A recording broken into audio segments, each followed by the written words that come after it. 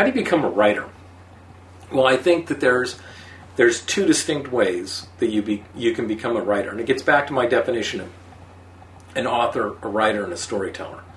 To become a writer, you need the discipline and the mechanics and the understanding of the English language that you get through a formalized education. You know, you need to go to college and you need to study English literature and all the parts of literature and the structures and how all the mechanics come together. It would just be like any other mechanic. If you were going to be a race car mechanic, you go to a top race school, mechanics school, so you know how the engines are put together and how they run. For an author or a storyteller, it comes from the heart. There's no class you can go to that will teach you how to become an author or a storyteller. There is no school that will teach you this. They claim they will, but it's almost like it's like a musician or a painter. You ask them, well, how did you become such a great painter? How did you become such a great musician? And they'll tell you they sat down at a piano one day and played. Or they picked up, paints and a canvas and started to draw. And it was natural to them. And there is those people who are true authors and are true storytellers. It's part of who they are.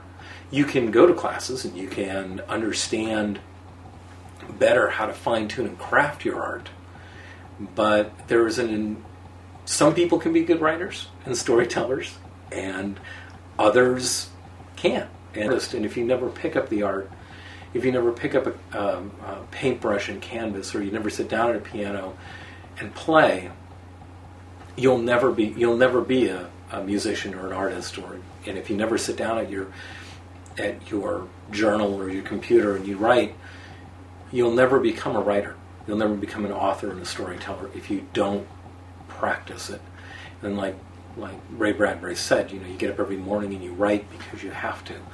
Well, practice and the involvement in writing every day, mentally carving out that section of the day to do that, to get rid of all the rest of the world and go into a world where you can just write whatever your heart tells you to write, is so essential in becoming who you are.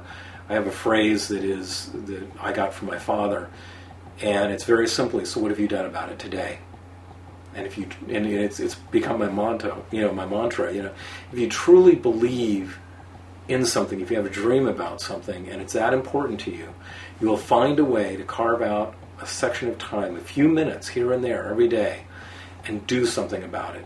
And that truly is how you become a good writer or a good author or a good storyteller, is you do it every day and make that a part of your life.